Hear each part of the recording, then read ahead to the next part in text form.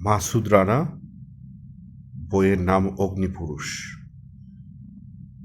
ঝাঁকড়া মাথা পাইন, নারকেল বিথি আর গাংচিলদের ডানা ঢেকে রেখেছে আকাশটাকে। বাতাসে দারুচিনি আর জলপাইয়ের গন্ধ। চারিদিকে মিঠে কড়া রোদ, ছায়ায় বসন্তের আমেজ। দূর সৈকতে ঝিনুকলোভী কিশোরীরা স্কার্ট খানিকটা ওপরে তুলে ছুটোছুটি করছে। তেরে এসে পায়ে লুটিয়ে পড়ছে ভূমধ্য সাগর। তাদের ভেজা পায়ে ঝিকমিক করছে সোনালি রোদ। অলস দুপুর, রাস্তার পাশে একটা গাছ থেকে নিঃসঙ্গ এক কোকিল হঠাৎ জরুরি আবেদনের সুরে কু কু কু করে ডেকে উঠছে। চোখ তুলে তাকাচ্ছে দু একজন অন্যমনস্ক পথিক। নিঃশ্বাসে মদের গন্ধ। দ্বীপের নাম কর্সিকা, বাস্তিয়া বন্দর। দিন দুই বেশ গরম পড়েছে, অথচ সময়টা শীতকাল।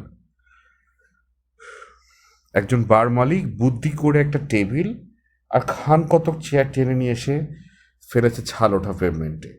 ওখানে বসে এক বয়স্ক লোক হুইস্কি খাচ্ছে।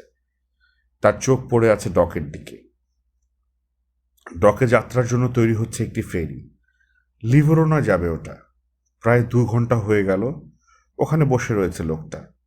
প্রথম দিকে 5-7 মিনিট পরপরই গ্লাস ভরে দেওয়ার জন্য হাতছানি দিয়ে রাখছিল। শেষে বার মালিক গোটা একটা বোতল, প্লেট ভর্তি কালো জলপাই আর খোসা ছাড়ানো কাজু বাদাম রেখে গেছে তার টেবিলে। রাস্তায় আর পেভমেন্টে অনবরত বাকবাক্যুম। আওয়াজ তুলে গর্বিত ভঙ্গিতে হাঁটাহাঁটি করছে এক ঝাঁক পায়রা। হঠাৎ খেয়াল হলো ওগুলোর দিকে এক মুঠ কাজু বাদাম ছুঁড়ে দিচ্ছে আগন্তুক। রাস্তার উপরে পেভমেন্টের উপর বসে রয়েছে ছোট এক ছেলে। ভাঁজ করা হাঁটু দুটো এক করা, তার উপরে চিবুক রেখে গভীর মনোযোগের সাথে লোকটার জলপাই আর হুইস্কি খাওয়া লক্ষ্য করছে সে। চারিদিকে শান্ত আর নিরিবিলি। টুরিস্টরা এ সময় এদিকটা আসে না। আগন্তুক ছাড়া ছেলেটার দৃষ্টিকারে এমন কিছু নেই আশেপাশে। কচি মনে কৌতূহল জাগিয়ে তুলছে লোকটা। অদ্ভুত একটা স্থির অচঞ্চল ভাব রয়েছে তার মধ্যে। প্রয়োজন ছাড়া তার শরীরের কোনো অংশ এক চুলও নড়ে না। দুজনের মাঝখানে রাস্তা, মাঝে 2-1টা গাড়ি ছুটে যাচ্ছে, কিন্তু সেগুলোর দিকে একবারও তাকাচ্ছে না আগন্তুক। তাকিয়ে আছে ডক আর ফেরির দিকে। মাঝে মধ্যে ছেলেটার দিকে চোখ পড়ছে তার। গম্ভীর মুখ, নিরাসক্ত দৃষ্টি। তার মুখে দুটো দাগ, একটা চোখের নিচে আর একটা কপালের ডান দিক ঘেঁষে। সারা মুখে 1 ইঞ্চি লম্বা কুচকুচে কালো দাড়ি। নাকটা টিকলো, গায়ের রং রোদে পুড়ে তামাটে মতো। কিন্তু ছেলেটার মনোযোগ কেড়ে নিয়েছে তার চোখ জোড়া। মায়া ভরা 2 চোখের মাঝখানে যেন একটু বেশি দূরত্ব। ভারী পাতা সরু হয়ে আছে, যেন সিগারেট ধোয়া এড়াবার চেষ্টা করছে। অথচ লোকটা এই মুহূর্তে ধূমপান করছে না। হুইস্কির অর্ডার দেওয়ার সময় লোকটা ঝরঝরে ফ্রেঞ্চ বলতে শুনেছে সে, কিন্তু তবু তার মনে হয়েছে এ লোক তো ফরাসি হতে পারে না। তার পরনের ঘন নীল ট্রাউজার, পোলো নেক সোয়েটারের উপরে ডেনিম জ্যাকেট, খুবই দামি কিন্তু বহু ব্যবহারে মলিন। তার পায়ের কাছে রাখা লেদার সুটকেসটাও তাই। অচেনা নতুন লোক অনেক দেখেছে ছেলেটা, বিশেষ করে আগন্তুকদের চরিত্র আর আর্থিক অবস্থা বুঝে নেওয়ার আশ্চর্য ক্ষমতা আছে তার। কিন্তু এই লোকটা তাকে ধাঁধায় ফেলে দিয়েছে। এর আগে এই প্রকৃতির লোক সে কখনো দেখেনি। তার মনে হলো এই লোক জন্ম থেকে একা, নিঃসঙ্গ যাযাব। মনে হলো এই লোককে বিশ্বাস করে কেউ কোনোদিন ঠকবে না। লোকটা হাত ঘড়ি দেখলো, বোতল থেকে শেষ হুইস্কিটুকু গ্লাসে ঢেলে এক চুমুকে নিঃশেষ করলো। বার মালিককে ডেকে টাকা দিল, কি যেন বলল তাকে। মুখ তুলে রাস্তার উপরে বসা ছেলেটার দিকে একবার তাকালো বার মালিক। লেদার সুটকেস হাতে নিয়ে উঠে দাঁড়ালো লোকটা। তারপর রাস্তা বেরোবার জন্য পা বাড়ালো। পেভমেন্টে স্থির বসে থাকলো ছেলেটা। লোকটার এগিয়ে আসা দেখছে। লোকটা আরো কাছে আসতে বোঝা গেল বেশ লম্বা, সে প্রায় 6 ফুটের কাছাকাছি। শরীরে একটু মেদ জমেছে, তবু আশ্চর্য হালকা পা ফেলে হাঁটতে পারে।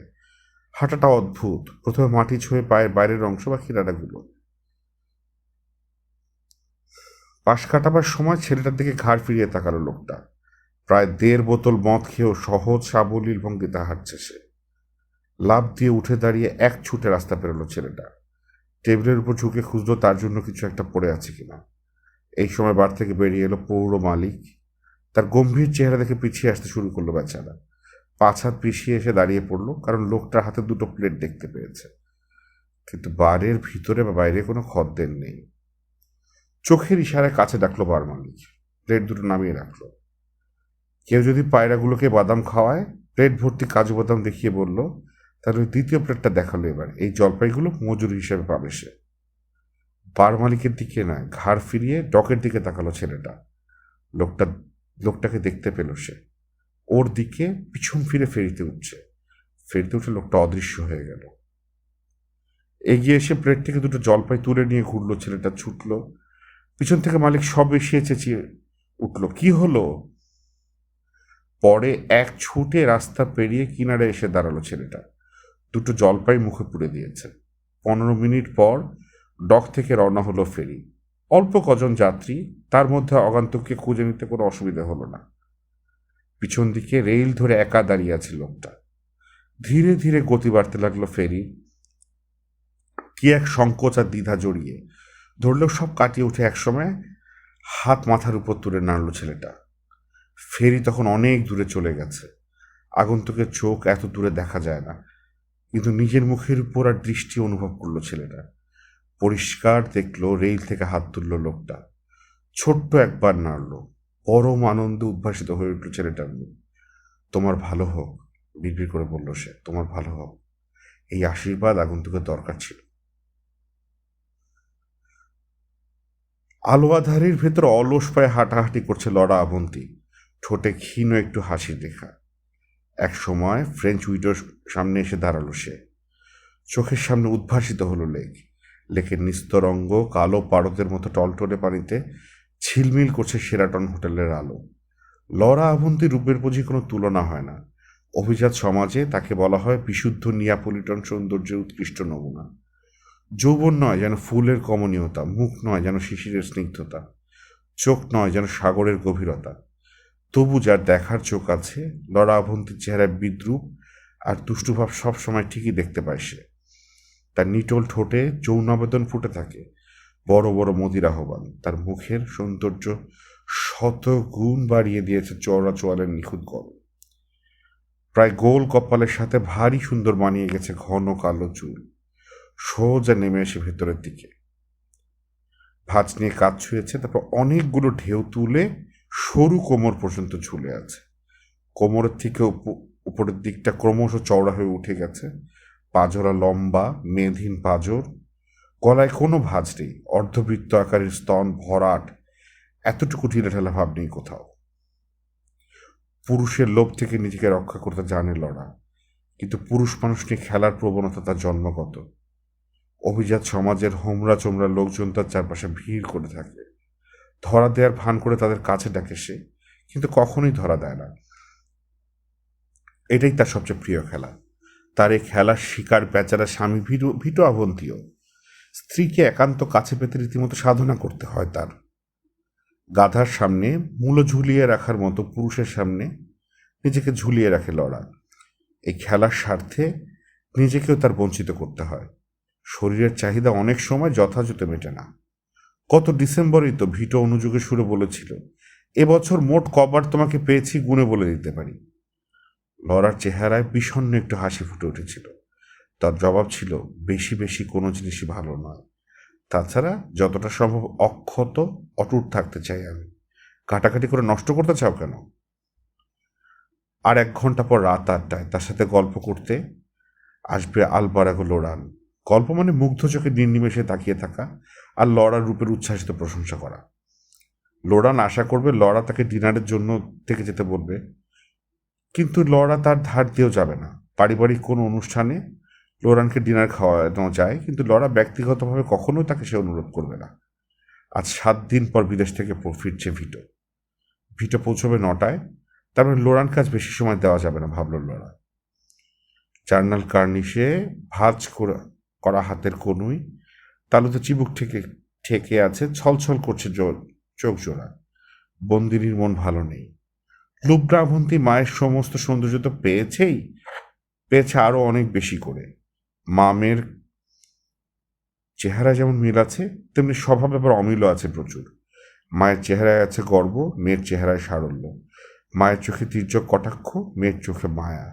লড়া শান্ত, সতর্ক, লুবনা ছটফটে, প্রাণ চঞ্চল।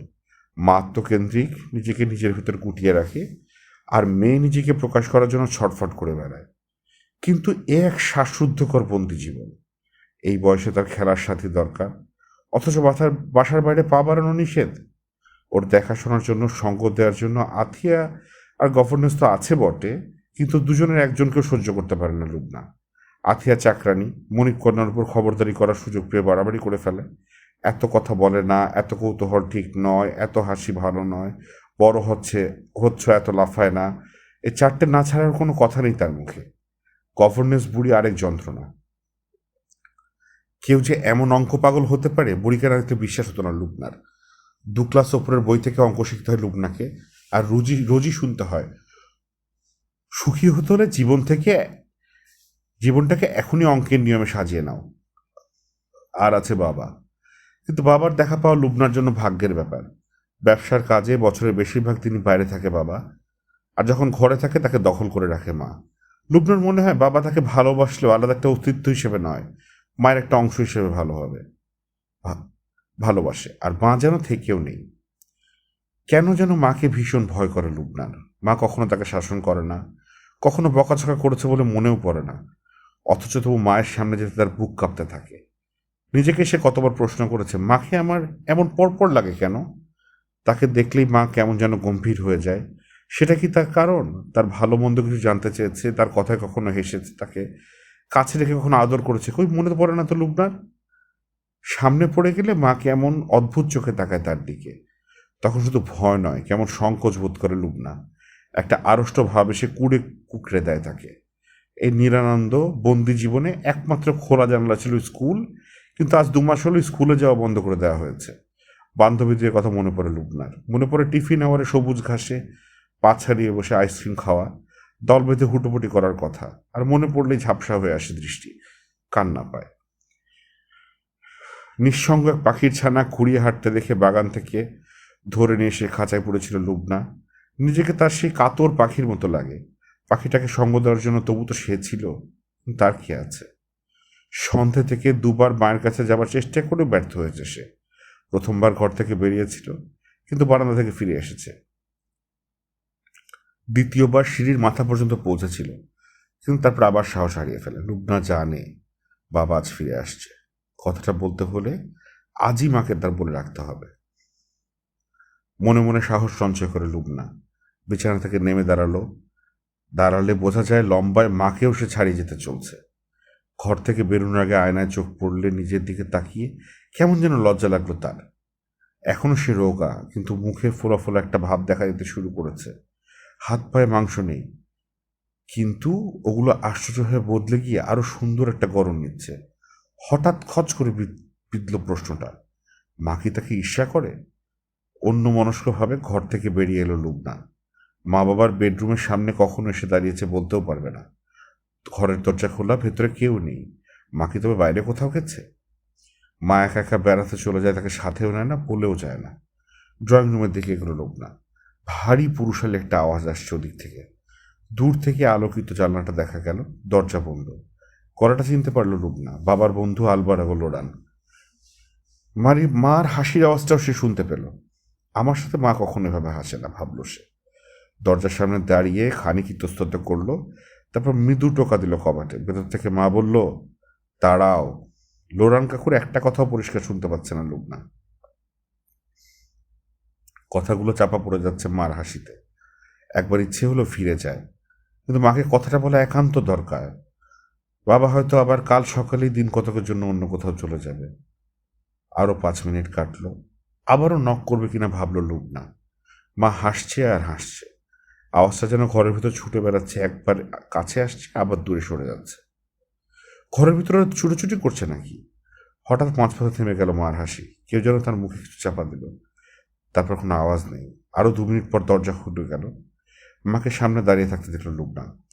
ও তুমি, বলল লড়া। এই সময় মেয়েকে তার কাছে আসতে দেখে একটু অবাকই হয়েছে সে। অনেক দুঃখ আর অভিমান জমে আছে লুবনার বুকে। ইচ্ছে হলো মাকে জড়িয়ে ধরে প্রাণ ভরে কাঁদে আজ, কিন্তু মার চোখে সেই দৃষ্টিটা ফুটে উঠতে দেখে আড়ষ্ট হয়ে গেল লুবনা। মা হাসছে না, শুধু তাকিয়ে আছে। সে তাকানোতে আদরও নেই, প্রশ্রয় নেই। লুবনার মনে হলো মার দৃষ্টিতে তার কাপড়, চামড়া হাড় ভেদ করে শরীরের ভেতর চলে গেছে। সে যেন একটা দর্শনীয় বস্তু। মা যেন তাকে প্রথম দেখছে। কিছু বলবে? মেয়েকে পাশ কাটিয়ে ড্রেসিং রুমের দিকে এগুলো লড়া। কয়েক সেকেন্ড কাঠ হয়ে দাঁড়িয়ে থাকলো লুবনা, তারপর ধীরে ধীরে ঘুরল। ইতিমধ্যে ড্রেসিং রুমের ভিতর ঢুকে পড়েছে লড়া, দরজার কভার ধরে অপেক্ষা করছে। ধীর ভঙ্গিতে কয়েক পা এগুলো লুবনা, তারপর দাঁড়িয়ে পড়ল ড্রেসিং রুমের দরজা থেকে 8-10 হাত দূরে। বুঝতে পেরেছে মা দরজা বন্ধ করতে চাইছে। আমি স্কুলে যেতে চাই, প্রচণ্ড জেদের সাথে বলতে চাইলেও গলায় তেমন জোর পেল না লুবনা। বাবাকে বলো। ঠিক আছে, বলল লড়া। হঠাৎ অন্য মনস্ক দেখালো তাকে। দরজা বন্ধ করার সময় মেয়ের দিকেও তার খেয়াল থাকলো না। ঘাড় একদিকে একটু কাত হয়ে আছে লুবনার, ঠায় দাঁড়িয়ে থাকলো সে। বন্ধ দরজাটা যখন ধীরে ধীরে ঝাপসা হয়ে আসছে, ঝট করে ঘুরে দাঁড়িয়ে নিজের ঘরের দিকে ছুটল। তার ফোপানোর আওয়াজ কেউ শুনতে পেল না। প্লেনে করে হংকং, হংকং থেকে সিঙ্গাপুর, তারপর মিলান, মিলান থেকে গাড়ি হাঁকিয়ে কোমোতে ফিরছে ভুটো। 7 দিন পর বাড়ি ফিরছে সে। বাড়ি ফেরারও একটা আনন্দ আছে। দেশের বাইরে কোথাও গেলে বরাবর যা হয়, লড়া আর রুবনার জন্য উদ্বেগের মধ্যে ছিল সে। দেশে আইন শৃঙ্খলা পরিস্থিতি ভালো নয়, কোন দিক থেকে কি বিপদ আসে কেউ বলতে পারে না। তাছাড়া বাড়িতে একটা শক্ত সমর্থ পুরুষ কেউ নেই। একমাত্র ভরসা ওদের পারিবারিক বন্ধু লোডান। আলবারাগো লোডান শুধু স্বনামধন্য ব্যক্তিই না, লোকটা পিঁপড়ের মতো ব্যস্ত, কিন্তু দায়ে বিপদে আবন্তি পরিবারের পাশে ঠিকই তাকে পাওয়া যাবে। ভিটো যখনই দেশের বাইরে কোথাও একা বা সস্ত্রীক গেছে, লোরান তাকে শতব্যস্ততার মাধ্যমে সময় করে দিয়েছে। ওর বাড়িতে এসে খোঁজ খবর নিয়েছে, বাড়ি দিয়েছে সাহায্যের হাত। কৃতজ্ঞ চিঠি স্বীকার করলো ভিটো, লোরানের মতো বন্ধু হয় না। কিন্তু বাড়ি ফেরার আনন্দটা পুরোপুরি উপভোগ করতে পারছে না ভিটো। অনেক দিন থেকেই গুমোট একটা পরিস্থিতি তৈরি হয়েছে, এবার সেটা ঝড় তুলবে। কিছু কিছু ব্যাপারে সিদ্ধান্ত এবার নিতেই হবে। ভিটো জানে সিদ্ধান্তগুলো পছন্দ হবে না লড়ার, ঝড়টা তখনই উঠবে। 13 বছরের দাম্পত্য জীবনের অভিজ্ঞতা থেকে ভিটো জানে এই সংকটকে ছোট করে দেখা চলে না। বছরগুলো স্মরণ করলো সে, নিজেকে প্রশ্ন করলো, আমি কি সুখী? এর কোনো জবাব নেই। লড়া শুধু স্ত্রী নয়, কেবলমাত্র সুন্দরী নারী নয়, লড়া তার কাছে প্রচণ্ড একটা নেশা। বিয়ের আগে প্রথম যেদিন লড়াকে দেখে সে, ওর রূপ তাকে মাতাল করে দিয়েছিল। সেই ঘোর আজও কাটেনি। কাজেই এর প্রতিক্রিয়া সম্পর্কে ভালো মন্দ কিছুই সে বলতে পারবে না। আসলে সহজ সরল একটা পরিস্থিতির শিকার সে। ভাগ্যগুণে তার স্ত্রী অসম্ভব সুন্দরী আর আত্মকেন্দ্রিক। নিজের শখ সাধ ছাড়া আর কিছু বোঝে না, চলে আপন খেয়ালে। সে জানে লড়া কোনোদিন বদলাবে না। কাজেই হয় সে তাকে ত্যাগ করতে পারে, নয়তো মেনে নিতে পারে। সিদ্ধান্তটা কি হবে অনেক দিন আগে পরিষ্কার বুঝে নিয়েছে ভিটো। মেনে নেওয়া সম্ভব, ত্যাগ করার কথা ভাবা যায় না। বিয়ের পর প্রথম দিকে এই নেশাটা যতটা না ছিল মানসিক, তার চেয়ে বেশি ছিল শারীরিক। রূপসায়রে আবগাহন করে বেহুশ হয়ে গিয়েছিল সে। রূপ যৌবনের সে আকর্ষণ আজও তাকে আগের মতো অনুভব করে ভিটো। কারণ বিধি নিষেধের বেড়া তুলে নিজেকে লড়া দুর্লভ করে রেখেছে। তবে সে আকর্ষণের সাথে নতুন আরো কিছু যোগ হয়েছে এখন। দুষ্প্রাপ্য কোনো বস্তুর মালিক হতে পারলে লোক যেমন গর্ববোধ করে, লড়ার মালিকানা সত্য সে গর্ববোধ জাগিয়ে দিয়েছে ভিটোর মনে। লড়া যাদের অধিকারে নেই তারা ঈর্ষা করে থাকে, কেউ কেউ শ্রদ্ধাও করে। তার ঘরে লড়া আছে বলে অভিজাত সমাজে তার বন্ধু মহিলা তো খাতির, তাই সামাজিক মর্যাদার প্রতীক হয়ে দাঁড়িয়েছে লড়া। খ্যাতির আর মর্যাদার মোহ এও এক দুর্দান্ত নেশা। লেকের কাছে এসে রাস্তাটা দুভাগ হয়ে গেছে। লান্সিয়া ডান দিকে বাঁক নিল। মেয়ের কথা মনে পড়তেই খচ করে একটা অপরাধ বোধ জাগল বুকে। লুবনাকে সে ভালোবাসে, কিন্তু স্নেহ আর আদরে যতটুকু লুবনার প্রাপ্য ততটুকু তাকে দেয়া হয়ে ওঠে না। এর জন্য কিছুটা দায়ী তার ব্যস্ততা, কিছুটা লড়ার অন্যায় আবদার। বাড়িতে যতক্ষণ থাকে ভিটো, তার ধারে কাছে কাউকে ফিরতে দেয় না লড়া। কোথাও বেড়াতে বা নিমন্ত্রণ রক্ষা করতে গেলে লড়া শুধু চায় তারা দুজনেই যাবে। ফোঁস করে একটা নিঃশ্বাস ছাড়ল ভিটো। ওরা 3 জন ডিনার খেতে বসেছে। চওড়া মেহগনি টেবিলের 2 মাথায় সামনাসামনি বসেছে ভিটো আর লড়া, মাঝখানে লুবনা। পরিবেশন করছে মেইড। বসার এই ছক ক্রেতাদ্রষ্টার আনুষ্ঠানিক।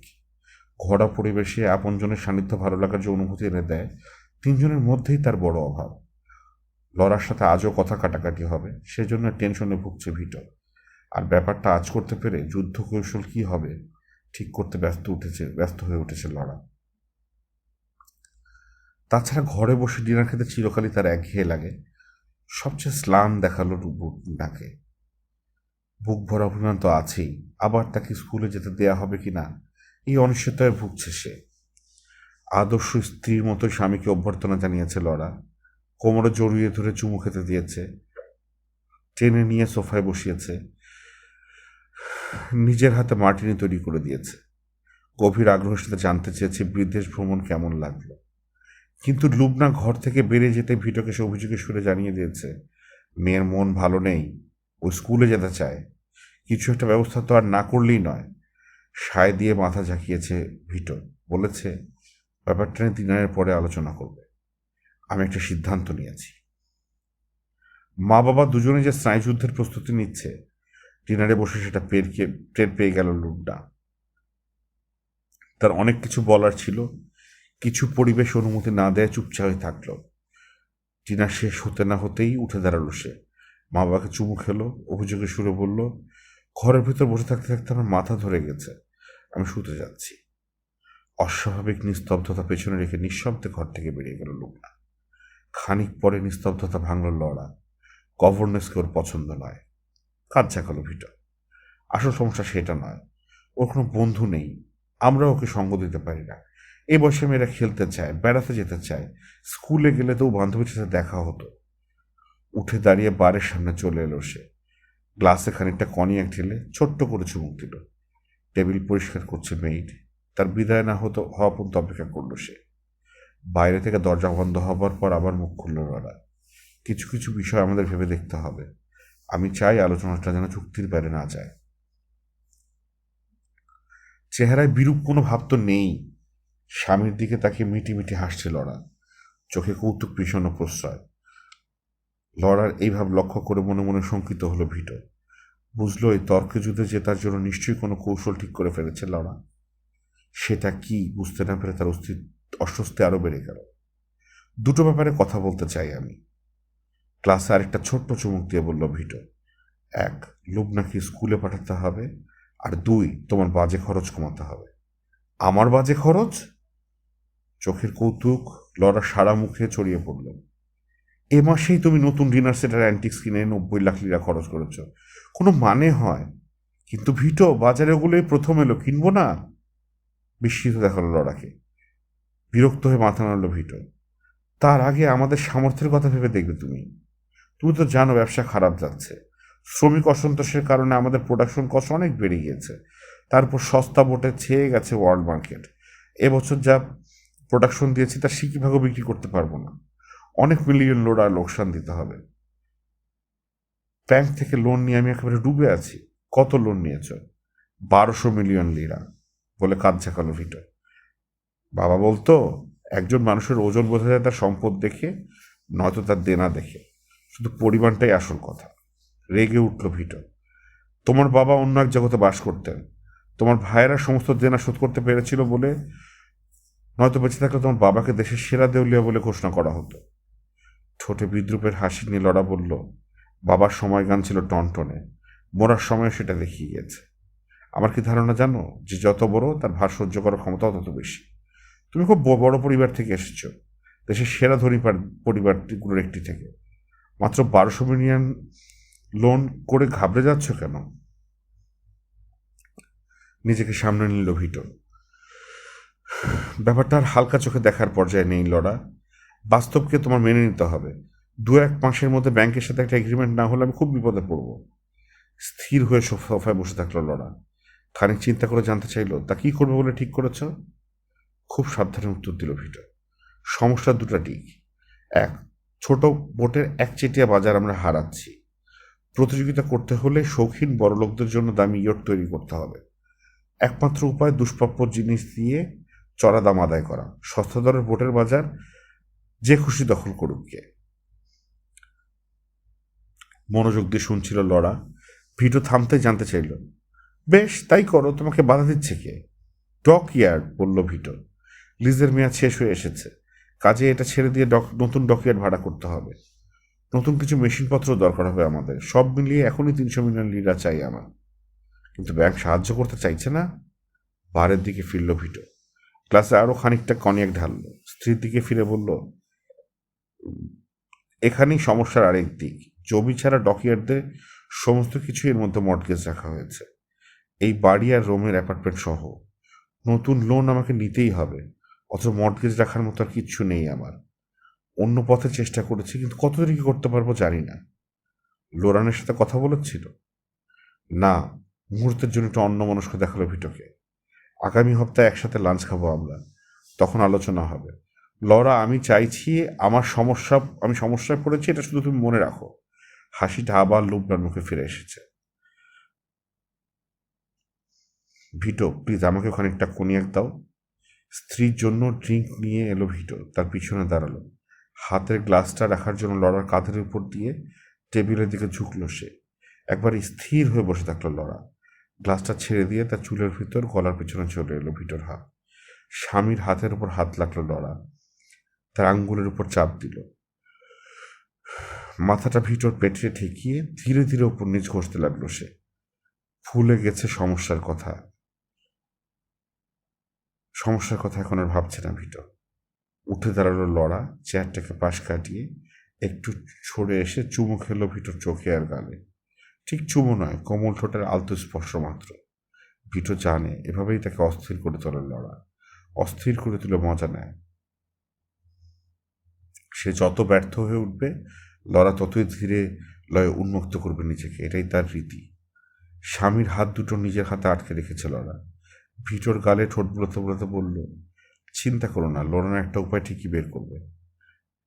স্বামীকে জড়িয়ে ধরে বেডরুমে এলো লড়া।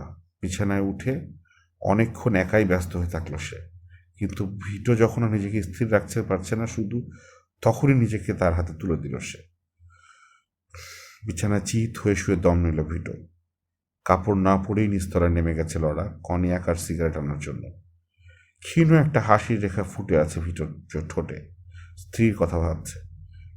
প্রেম করার এই রীতি লড়ার একান্ত নিজস্ব। সেই প্রথম উদ্যোগী হয়, সেই গাইড করে, কিন্তু তবু শেষ পর্যন্ত নারী সুলভ আচরণ বিসর্জন দেয় না। একটু দেরিতে হলেও ঠিকই আত্মসমর্পণ করে। মিলন পর্ব সমাধা হলে নিজেকে ভিতর নির্জীব নিঃশেষিত বলে মনে না হলেও দুর্বল লাগে, যেন একটা ভায়োলিন অতিরিক্ত বাজানো হয়েছে, ফলে ঢিলে হয়ে গেছে তারগুলো। এক হাতে বেলুন গ্লাসে কনিয়াক, আরেক হাতে সিগারেট নিয়ে ফিরে এলো লড়া। গ্লাসটা স্বামীর দিকে দিয়ে বিছানার সামনে দাঁড়িয়ে দুটো সিগারেট আগুন ধরালো সে। নিরাবরণ স্ত্রীর দিকে তাকিয়ে ভিটোর মনে হলো এখনো যেন ও একটা সদ্য ফোটা গোলাপ, কিন্তু সবগুলো কাটা সহ। লড়ার ঘামের গন্ধ ঢুকলো তার নাকে। বাস্তবে ফিরে আসতে মনের উপর জোর খাটাতে হলো ভিটোকে। লুবনা খানিকটা ইতস্তত করে প্রসঙ্গটা পারল সে। লুবনা, ওকে আবার স্কুলে পাঠানো দরকার। গভর্নেন্স বদলালেও বাড়িতে বসে লেখাপড়া হবে না। 12ই পা দিয়েছ তাই না, কিন্তু পিছিয়ে পড়ছে। বিছানায় উঠল লড়া, স্বামীর হাতে একটা সিগারেট দিল। ভিটোকে অবাক করে দিয়ে বলল, শুধু 12 পা দেয়নি, দিনে দিনে আমাকেও ছাড়িয়ে যাচ্ছে। হ্যাঁ, ওকে আর বাড়িতে আটকে রাখা চলে না। কালই তো লোরান আর অলিভার সাথে কথাও হচ্ছিল। জানো তো, রাশিয়ার কার্লোকে জেনেভায় পাঠাচ্ছে। স্কুলটা নাকি খুব ভালো, লেখাপড়াও শেখানো হয় আমাদের ভাষায়, ইতালির। অনেক ছেলে মেয়ে পড়ে ওখানে। বসে পড়ল ভিটো। কিন্তু লড়া, এর কোনো মানে হয় না। লোরান দেশের একজন নামকরা লয়ার। আমার মতো শিল্পপতিকে 2-10 বার কিনতে পারে সে। বিদেশি ব্যাংকে প্রচুর টাকা আছে তার। তাছাড়া বছর 2-1 জেনেভায় এমনিতেও বেড়াতে যায় ওরা। ওদের ছেলেমেয়েরা ওখানেই পড়তে পারে, তাই বলে। শান্তভাবে সিগারেটে টান দিল লড়া। তাকে বিচলিত হতে না দেখে আবারও মনে মনে শঙ্কিত হয়ে উঠল ভিটো। ভিটো, বলল লড়া, আমি কি ঠিক করেছি বলি তোমাকে? রোমের অ্যাপার্টমেন্ট বিক্রি করে দেবো আমরা। রোম আমার কাছে একঘেয়ে লাগে, ঠিক এই সময় ভালো দামও পাওয়া যাবে। ওই টাকা দিয়ে জেনেভায় একটা বাড়ি কিনবো। মিলান থেকে প্লেনে মাত্র 30 মিনিটের পথ। কোনো মতে দূর বলতে পারো না। মিলান থেকে গাড়িতে করে এখানে পৌঁছতে ওই 8 ঘন্টাই লাগে। নিঃশ্বাস ফেলল ভিটো, কিন্তু লড়া থামল না। তাছাড়া শীতের সময়টা তুমি এত বেশি বাইরে বাইরে থাকো যে আমার এখানে সময় কাটতে চায় না। জেনেভায় আমার সময় কাটানোর কোনো সমস্যা হবে না। হপ্তা শেষে মিলান থেকে যাবে তুমি, লুবনাকেও আনিয়ে নেব। লড়া ধৈর্য হারিয়ে লড়া ধৈর্য হারিয়ে বাধা দিল ভিটো। তোমাকে আমি বলেছি রোমের অ্যাপার্টমেন্টটা মর্টগেজ রাখা হয়েছে, ওটা যদি বিক্রি করি সব টাকা ব্যাংকে জমা দিতে হবে। আর ভুলে যাচ্ছ রোমের চেয়ে জেনেভায় বাড়ির দাম অনেক বেশি, প্রায় ডাবল। ব্যাপারটা হজম করতে অনেক সময় নিল লড়া। একসময় শুয়ে পড়লো, গায়ে চাদর টানলো। ঠিক আছে, ভেবে চিন্তে অন্য কোনো উপায় বের করতে হবে। আমার মেয়ের নিরাপত্তার দিকটা সবার আগে দেখবো আমি। ওকে আমি বিপদের মুখে ঠেলে দিতে পারি না। মন্তে ফ্যাকনের ছেলের কি হলো দেখলে তো?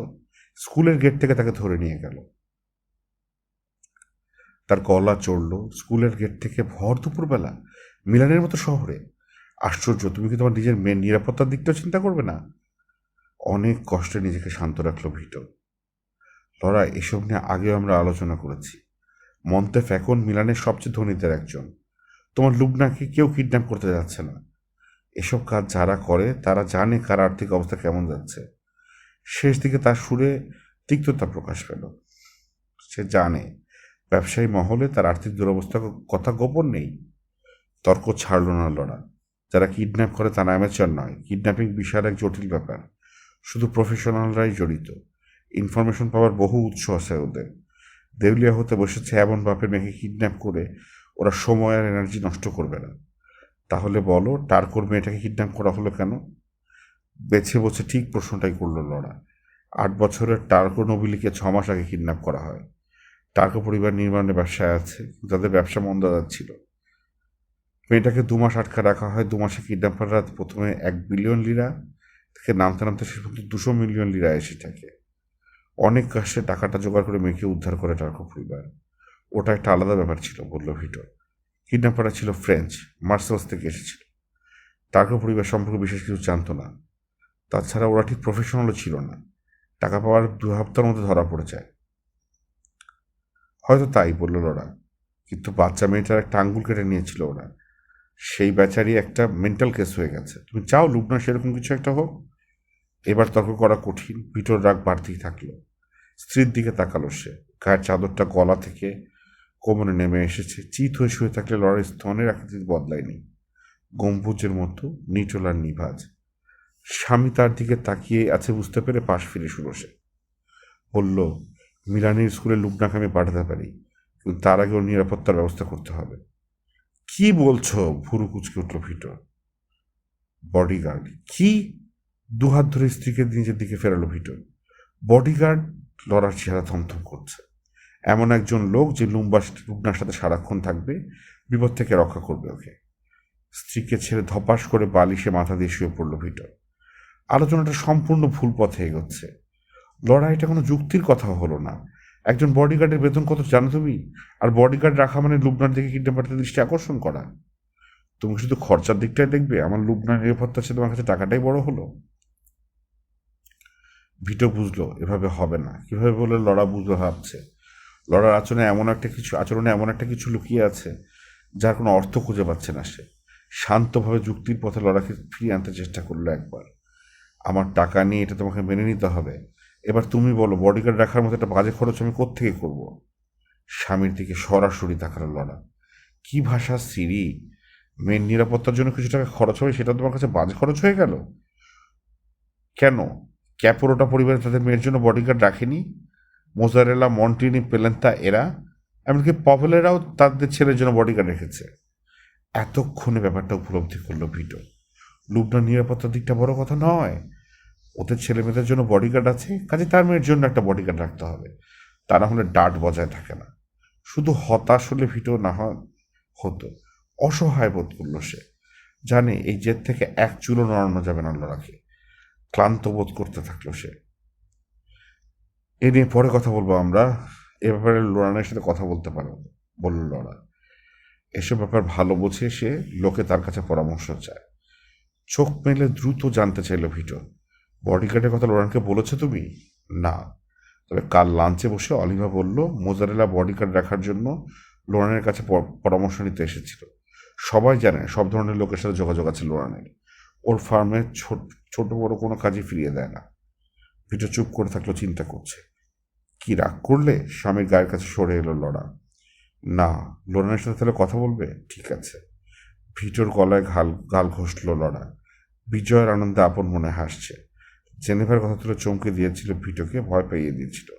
আর তাই দ্বিতীয় দাবিটা আদায় করতে বিশেষ বেগ পেতে হয়নি। তার নির্জীব সুইসদের মাঝখানে বসবাস করার কোনো ইচ্ছাই নেই তার।